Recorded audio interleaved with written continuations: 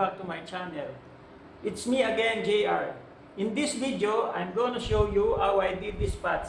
This patch is made from soft drinks bottle. This patch is applicable only for small plants. Please keep on watching until the end of this video, and don't forget to subscribe on my channel and click the bell button so that you will get an update notification once I have new video. So come on, let's do it now.